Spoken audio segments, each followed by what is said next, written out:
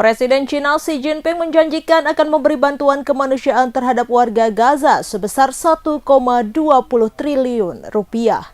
Pengumuman ini disampaikan oleh Xi Jinping dalam forum kerjasama China dan negara Arab pada Kamis 30 Mei 2024 di Beijing. Adapun dalam forum tersebut dihadiri oleh 4 kepala negara dari kawasan Timur Tengah, yakni Raja Bahrain Hamad bin Isa bin Salman Al Khalifah, Presiden Mesir Abdel Fattah el-Sisi,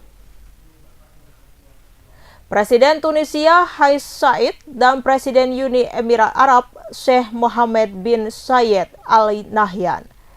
Dikatakan oleh Xi bahwa kawasan Timur Tengah memiliki prospek pembangunan yang luas. Sayangnya perang terus terjadi di wilayah tersebut, termasuk perang Israel-Palestina yang dimulai pada Oktober 2023 lalu. Xi pun menekankan bahwa perang tak boleh berlanjut dan keadilan tak boleh hilang selamanya. Ia juga menyerukan solusi dua negara. Terkait dengan hal tersebut, China pun dengan tegas mendukung pembentukan negara Palestina dan keanggotaan penuh di PBB. PT Aneka Tambang Tbk buka suara terkait kasus 109 ton emas Antam yang disebut palsu. Seperti yang diketahui, kasus ini diusut oleh Kejaksaan Agung dan melibatkan 6 ex-karyawan Antam menjadi tersangka korupsi emas Antam. Meskipun begitu, Sekretaris Perusahaan Antam Syarif Faisal Al-Qadri membantahnya. Dikutip dari Kompas.com, Sekretaris Perusahaan Antam Syarif Faisal Al-Qadri menyatakan tak benar jika emas Antam palsu yang beredar di masyarakat pada Jumat 31 Mei 2024. Sebab seluruh produk emas logam mulia Antam dilengkapi sertifikat resmi. Emas produksi Antam juga diolah di satu-satunya pabrik pengolahan dan pemurnian emas di Indonesia yang telah tersertifikasi LBMA. Terkait kasus 109 ton emas yang sedang diusut Kejagung, dia menjelaskan para oknum ex-karyawan Antam secara tak resmi menggunakan merek LM Antam. Ia memastikan perusahaan akan terus melakukan perbaikan dengan mematuhi peraturan yang berlaku.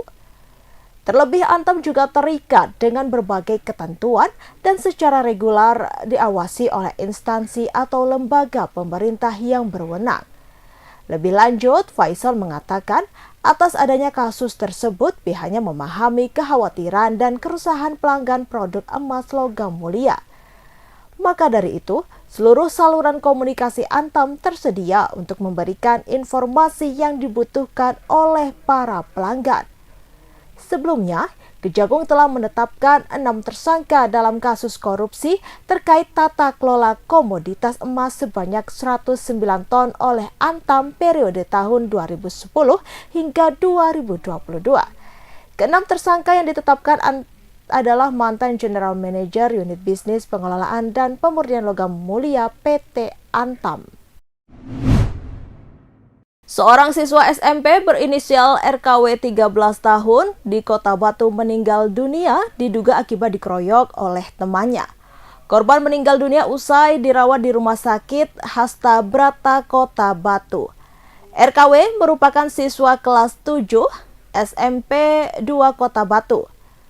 Menurut penuturan saudara kembar korban berinisial R 13 tahun, sebelum meninggal, saudara kembarnya sempat dibawa ke rumah sakit pada Jumat pagi karena mengeluh sakit di bagian kepala yang diduga usai dikeroyok teman sekelasnya berinisial A saat belajar kelompok pada Rabu 29 Mei 2024 lalu.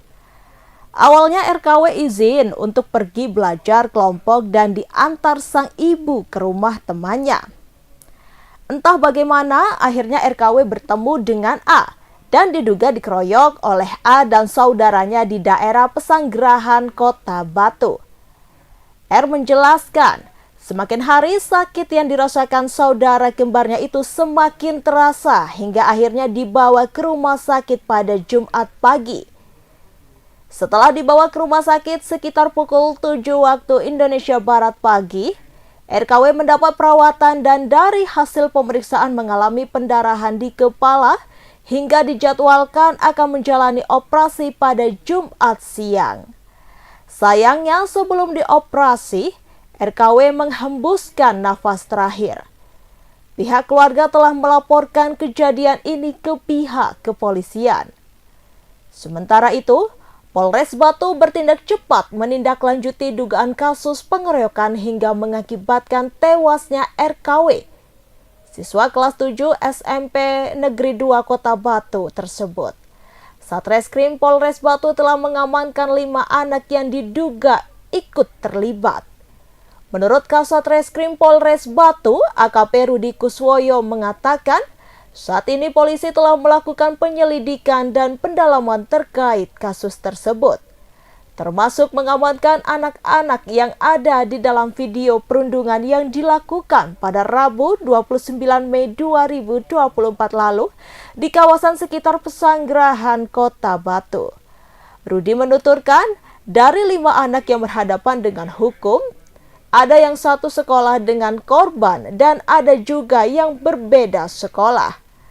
Sementara itu, terkait kronologi kejadian hingga mengakibatkan korban RKW meninggal dunia, polisi masih belum dapat memberikan keterangan sebab 5 anak yang berhadapan dengan hukum masih dimintai keterangan. Polisi masih melakukan otopsi pada korban RKW untuk mencari penyebab pasti kematian tersebut.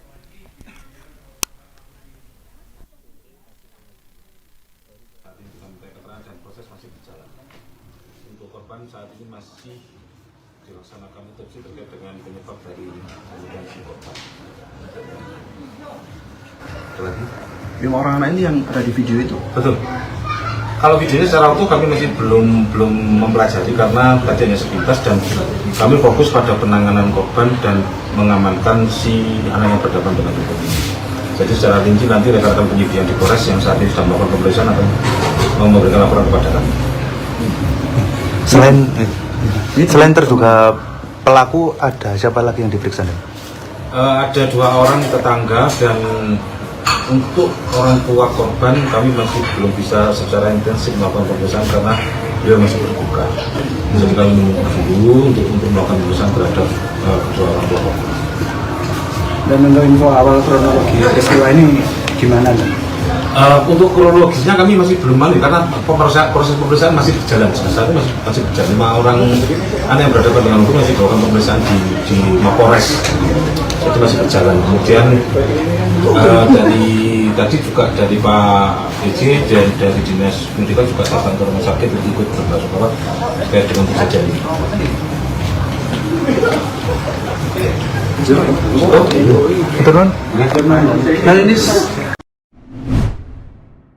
PJ Wali Kota Batu Aris Agung Paiwai datang ke rumah RKW 12 tahun di Jalan Bromo Gang 4, Kelurahan Sisir, Kota Batu pada Jumat 31 Mei 2024.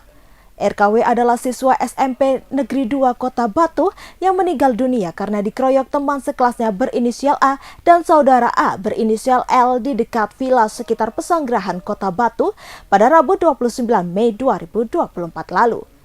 Usai takziah, Aris Agung Paiwai mengatakan kejadian perundungan seperti ini tak dapat dibiarkan dan pihaknya meminta seluruh pihak khususnya sekolah dan orang tua untuk melakukan penguatan pengawasan kepada siswa baik di dalam sekolah maupun di luar sekolah.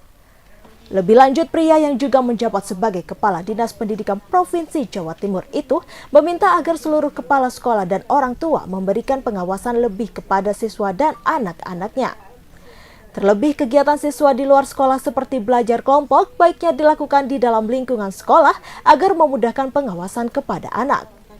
Sementara itu, terkait kasus ini, pemerintah Kota Batu menyerahkan sepenuhnya kepada pihak kepolisian meski 5 anak yang berhadapan dengan hukum masih di bawah umur. Yang terjadi perundungan dan tentunya kita berharap ini tidak akan terulang lagi. Jadi saya sudah mengingatkan, saya bersama dengan Kepala Dinas Pendidikan Kota Batu agar mengingatkan lagi jam-jam di luar sekolah agar ada pemantauan yang dilakukan baik oleh sekolah maupun orang tua. Khususnya orang tua saya berharap punya peran juga di dalam menjaga dan juga mengawasi anak-anaknya di luar jam sekolah, yang kita harapkan tidak melakukan kegiatan-kegiatan yang tentunya akan berdampak terhadap negatif. Karena saya mendengar tadi laporan bahwa kejadian ini di luar jam sekolah setelah mereka pulang sekolah dan dengan alasan kerja kelompok yang tentunya kerja kelompok itu perlu diawasi, ya dilakukan di mana, tempatnya di mana. Bahkan tadi kepala sekolah dan Pak Kadis sudah sampaikan kalau ada kerja kelompok lain waktu semua diinstruksikan kerja kelompoknya di sekolah saja. Kalau memang itu dilakukan di luar jam sekolah, sehingga terpantau oleh guru, terpantau dengan orang tuanya, tidak dilakukan di tempat-tempat yang tidak diketahui oleh orang tua, terutama dalam pengawasannya. Ini artinya ada evaluasi dalam sistem pembinaan yang harus dilakukan. Ya, tetap kita akan lakukan perhatian nanti, termasuk pengawasan. Dan saya bisa Pak Kadis dalam waktu segera untuk mengumpulkan komite sekolah, MKKS sekolah, agar nanti ini betul-betul menjadi perhatian kita semuanya. Penanganan pelaku nanti seperti apa, Pak? Kita kembalikan kepada pihak kepolisian, karena pihak kepolisian sudah mengambil langkah-langkah pengamanan sementara bagi anak-anak yang ikut dalam perundungan tersebut.